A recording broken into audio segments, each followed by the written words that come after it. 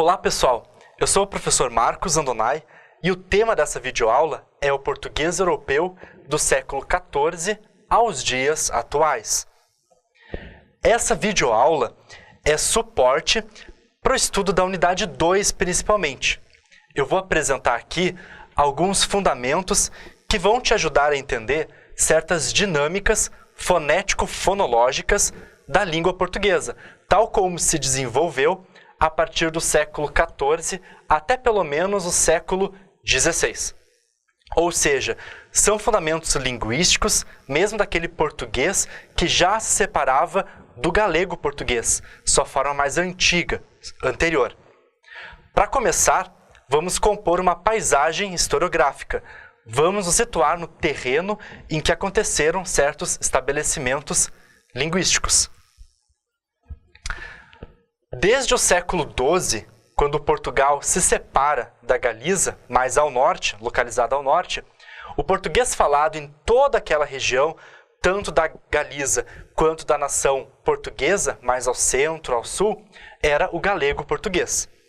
Ele tem uma grande importância para a atividade cultural daquela época, pois é por meio do galego português que se desenvolveu a poética trovadoresca da Península Ibérica, que provavelmente você estuda também em literatura. A separação entre a Galiza ao norte e o Portugal mais ao sul tinha evidências notáveis já no século XII. Para entender melhor a formação desses diferentes territórios, é relevante lembrar que a consolidação do Reino de Portugal foi um dos efeitos daquele longo processo histórico que a gente hoje conhece por Reconquista. A Reconquista aconteceu porque aquele espaço todo da Península Ibérica foi invadido pelos muçulmanos, os chamados mouros. No entanto, eles não conseguiram ocupar o norte da península, e é exatamente aí, no norte, que resistem, então, muitos refugiados cristãos. São esses cristãos que vão fazer frente para reconquistar o território perdido, num movimento que parte do norte e vai em direção ao sul. É nesse contexto que o novo reino independente de Portugal passa a se estender para o sul, anexando as antigas regiões, conforme mostram aqui as fronteiras do mapa. Esse movimento todo vai determinar a difusão do próprio galego português. Ele vai se difundir, que nasce ao norte, mas se espalha pelas regiões meridionais, que até então falavam dialetos moçárabes, né? Que eram os conjunto de dialetos falados ali na Península Ibérica no período em que estava sendo dominado pelo povo muçulmano. É, na verdade, o movimento feito por Dom Afonso Henriques e seus sucessores que tiveram que continuar na luta contra os mouros, até que, em 1250, Dom Afonso III finaliza a conquista do Algarve e, com esse procedimento, fixa definitivamente os limites de Portugal que nós temos hoje, né? O português, vamos frisar, né, se origina desse galego português medieval, levado ao sul pela Reconquista. Mas a modernização, de fato, né, do português vai ter um trajeto bem diferente. O português, posteriormente, vai buscar parâmetros de norma gramatical na região centro-sul, na região de Lisboa. Até porque essa região de Lisboa é a residência privilegiada do rei. Na verdade, o eixo Lisboa-Coimbra é que vai ser o centro do domínio da língua portuguesa. E é aí que ele vai encontrar o seu próprio caminho, fora da rota do castelhano. Por conseguinte, é aí que o português moderno propriamente vai se constituir.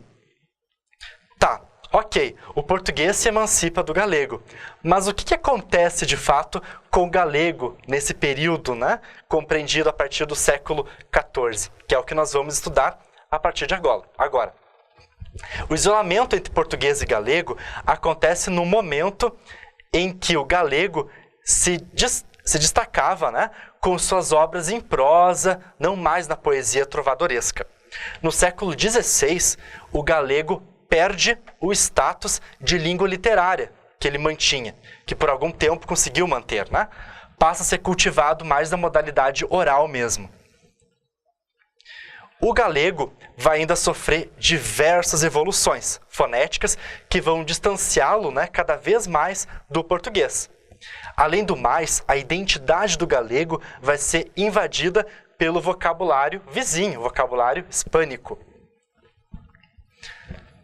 Faz parte da própria cultura histórica, né, a gente até lembrar da representação que o galego vai adquirir desde então. Do ponto de vista do português, o galego acaba sendo visto como um linguajar rústico, antigo, provincial, fazendo o galego, inclusive, ser caricaturado nos teatros, né, por exemplo, em oposição àquilo que seria a urbanidade de Lisboa. Um fenômeno interessante de ser registrado é o bilinguismo luso-espanhol. Isso mesmo. Foi uma situação em que o português e o espanhol conviveram de maneira harmoniosa.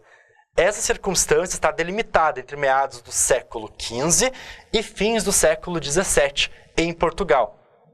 Era comum, por exemplo, soberanos portugueses se casarem com princesas espanholas, gerando aí uma certa castelhanização da corte. Mas esse bilinguismo é sobretudo enfatizado pela dominação espanhola, a parte chata para Portugal. Portugal, por um bom tempo, ficou subordinado à Espanha, a partir de 1580. Depois, né, do fim desse domínio, da restauração, em 1640, com o fim do domínio espanhol, é que vai nascer aquilo que a gente hoje conhece pela reação anti-espanhola.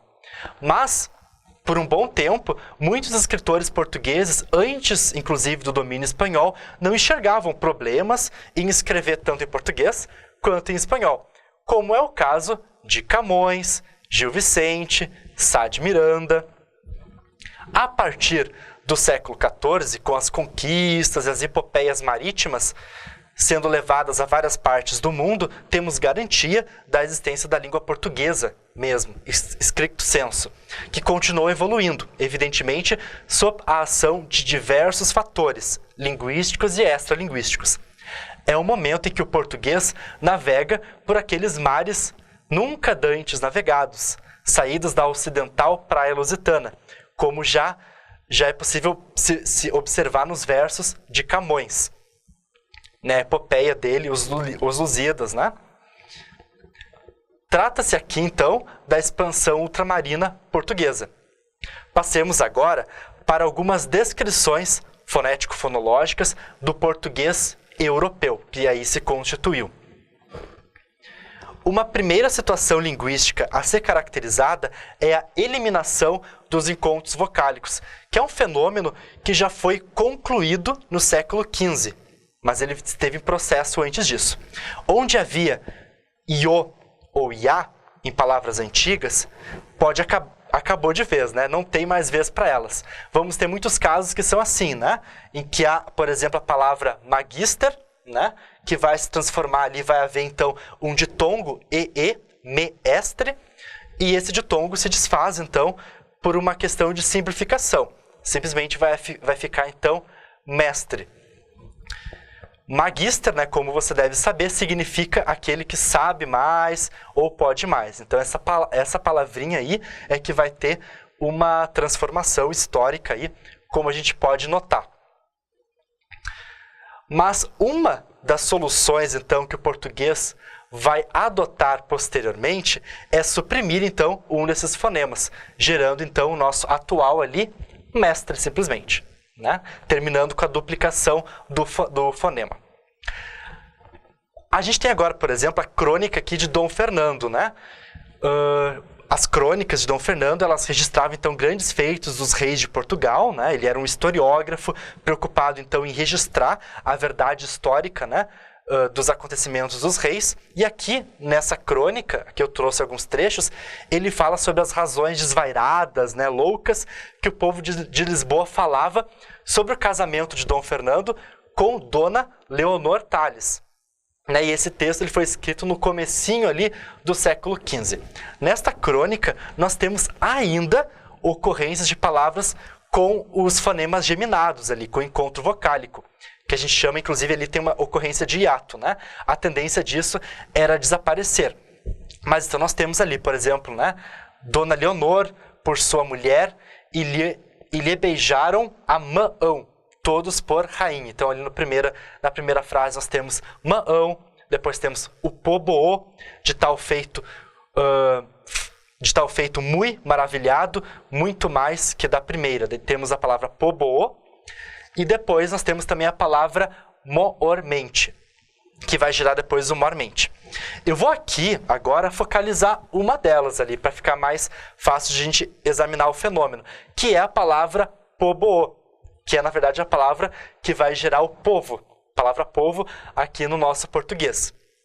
Esse encontro vocálico que a gente tem aí, poboô, ele não surgiu no mundo desse jeito. Na verdade, ele tem como origem a palavra do latim, populo, como nós temos aqui, né? Nessa palavra, nós tínhamos o fonema intervocálico, o fonema L, do L, né? Esse fonema caiu, fazendo nascer popu. Depois, por uma série de reduções vocálicas, né? Nós vamos ter, então, popô. E ainda por cima, então, em algum momento, houve esse metaplasmo, né? Que a gente chama aí de sonorização. A sonorização de P para B, né? A mudança de P para B. Mas agora, o que interessa mesmo para a gente é que a forma antiga, pobo, deu espaço para o nosso atual povo. As duas vogais se transformaram em uma só. Esse fenômeno aconteceu com muitas palavras, né, como, por exemplo, lã, que vem de lã. Cumpre assinalar que o fenômeno acontece em várias classes gramaticais, não só em substantivo, e que essa duplicação, né, que vai se transformar em apenas uma vogal depois, ela acontece em várias posições. Em posição pré-tônica, em posição tônica e também em posição pós-tônica, como vocês vão depois observar nos exercícios aqui da disciplina. Né? Então aqui a gente tem outros exemplos de palavras assim. Temos verbos, né? Serei, que vai virar serei. Terei é a mesma coisa. Convém assinalar que as grafias não seguem as evoluções fonéticas, que é o que nós estamos aqui explicitando. E a gente vai ver isso em vários momentos da história do português. Havia tendência de as vogais duplas em hiato, por exemplo, continuarem sendo escritas. E é isso, na verdade, que explica o que acontece, então, na crônica de Dom Fernando. Chegava a haver, aí no período do português clássico moderno, casos em que os escritores até forçavam e colocavam vogal dupla onde não havia nenhuma razão etimológica para essa geminação. Que é o caso de algumas palavras que eu coloquei ali, né? Que pobre, antigo, né? Na verdade, era mais para enfatizar a sílaba tônica. Isso serve para a gente constatar, então, o descompasso entre grafia e pronúncia. Escrita e fala não se correspondem diretamente. Elas não se correspondem e não há nem porquê, né? Não há uma obrigação de que haja essa correspondência. Elas são movidas por razões linguísticas, né, do falante que são distintas mesmo. E isso vai ter, então, impactos importantes para a consciência dos fatos linguísticos contemporâneos, né, porque a mudança linguística continua acontecendo. A essa altura, a gente já fica sabendo que uma das maneiras de resolver a eliminação do encontro vocálico foi esta: contrair duas vogais em uma única só, né? Que é o caso das palavras que nós temos aqui no slide. Aquele fenômeno anterior de queda do L, né, intervocálico, que tinha pronúncia velar, é ainda lá do galego português. Mas esse fonema L permaneceu num grande número de palavras eruditas e semi-eruditas, como, por exemplo, cálice, palácio, astrologia, escola. Além do L, né, intervocálico, né, outras duas consoantes, também em ambiente intervocálico, vieram a cair, vieram a desaparecer. No século X já, elas já estavam desaparecendo. São elas os fonemas N e o fonema D, né? A palavra coronha, por exemplo, né, ela tinha o fonema N, esse fonema cai fora, dando espaço apenas para coroa, né? Mas mantendo ali a nasalização do fonema O. No entanto, nesse caso, né, o encontro vocálico ele não desaparece. O que há de novo é que o N, mesmo ele tendo caído, primeiro a tarefa que ele realiza é qual? É nasalizar o fonema precedente, né? É o que acontece com a forma arcaica mano, por exemplo, né? Que primeiro vai nasalizar o A para gerar a palavra mão.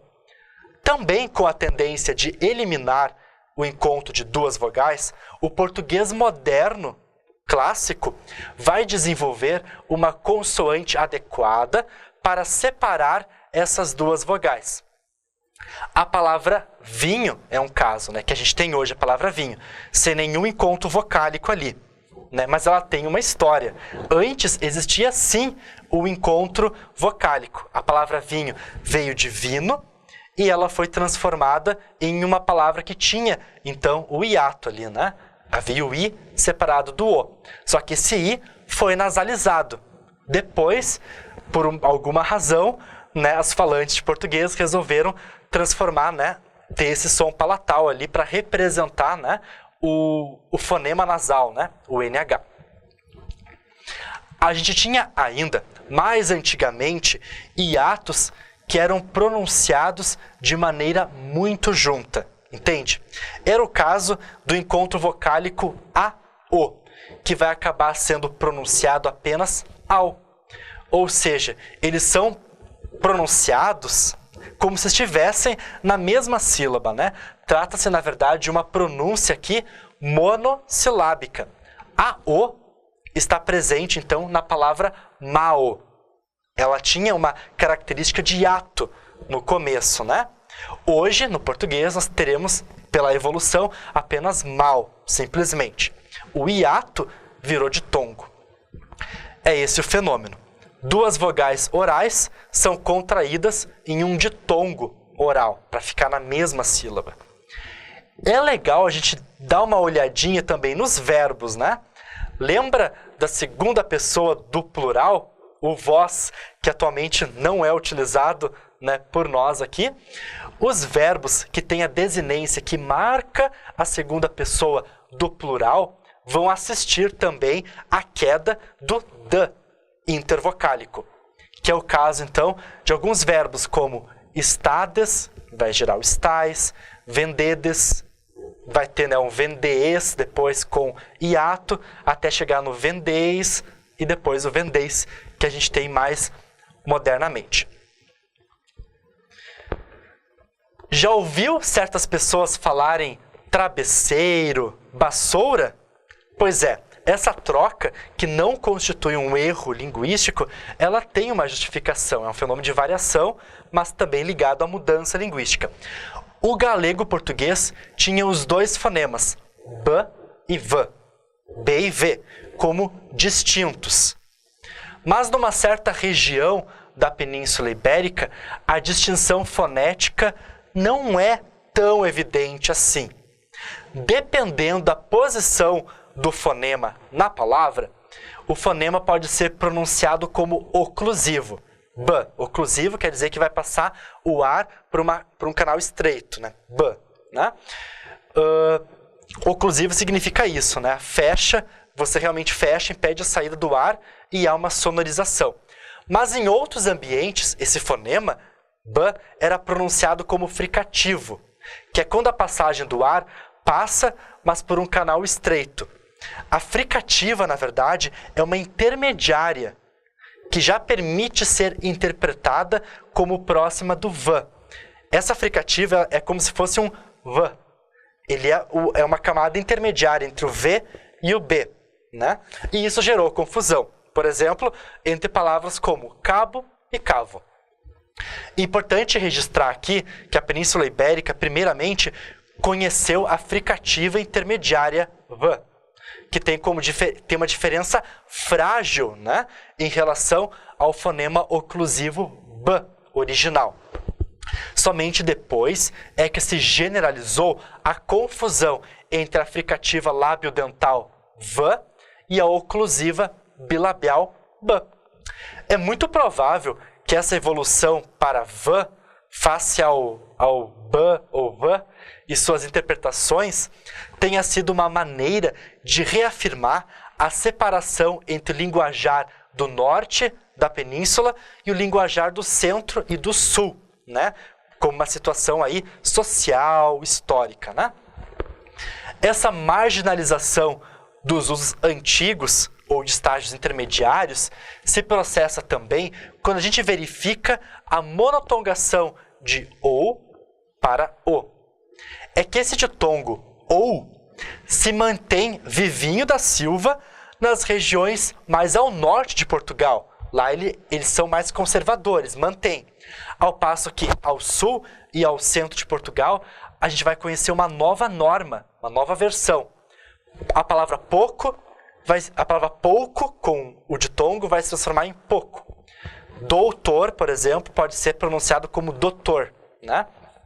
Mas expressou-se também um outro direcionamento para o ditongo ou, que é a variação para outro ditongo, o ditongo oi. Portanto, hoje, a gente conhece ocorrências, por exemplo, de a pessoa falar toiro em vez de touro.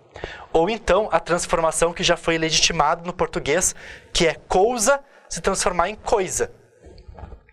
Mais interessante do que mapear, então, movimentos e defini-los, é tentar, por meio da pesquisa, entender por que, afinal, essas variações e mudanças aconteceram. Os fonemas O e U, historicamente, são fonemas semelhantes, por isso que houve essa ditongação. Sua articulação é semelhante. Já que os dois fonemas se aproximam, a língua tentou dar um jeito de fazer eles se distanciarem, para evitar a monotongação lá no começo, né? Então, por isso que houve esse ou ali bem enfatizado nas palavras.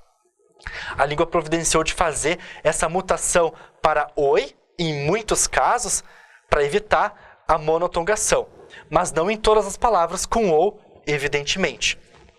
No livro Língua de Eulália, do linguista Marcos Baio, a personagem Irene explica que o ditongo ou é um dos estágios de uma transformação histórica bem maior, que tinha na sua origem o ditongo ao. Esse ditongo ao, ele é muito bem pronunciado. A diferença entre a e u é bem saliente. Gradativamente, as pessoas começam a pronunciar ou em vez de ao. Note que os fonemas a e u são bem mais distintos entre si do que o e u, que são mais próximos. O importante do processo histórico aqui mostrado, e no livro ali, é que as palavras palco e lauro, do latim, se transformam em pouco e louro. Pelo fenômeno da assimilação, o fonema fechado, u, tentou puxar o A aberto para mais perto de si. E o que ele conseguiu fazer é que ele conseguiu puxar o A para O. Foi o caminho mais próximo, né, do trajeto que ele conseguiu alcançar. O trajeto mais fácil foi puxar, então, A para O, né?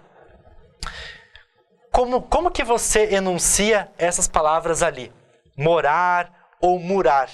Passo ou passo, com o no final. Um fenômeno absolutamente relevante é a redução das vogais átonas O e E.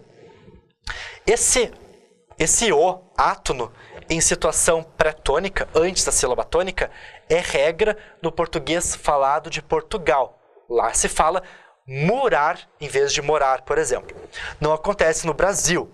Já a realização de U em palavras em que se escreve o O final átono é regra tanto em Portugal quanto no Brasil.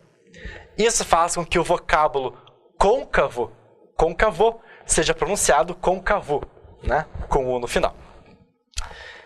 E no que diz respeito aqui à vogal átona final E, você pronuncia passe ou passe, ponte ou ponte ou ponti. O português atual de Portugal transformou esse E átono final numa vogal central muito fechada. Essa vogal tem a pronúncia tão breve, tão rápida, que é quase inaudível, imperceptível. Em vez de falar passe, eles vão falar paz. Ponto. Mas para chegar nessa situação, houve sim a presença intermediária de um I final. Para os historiadores da língua, não há muito consenso sobre quando é que essa mudança ocorreu.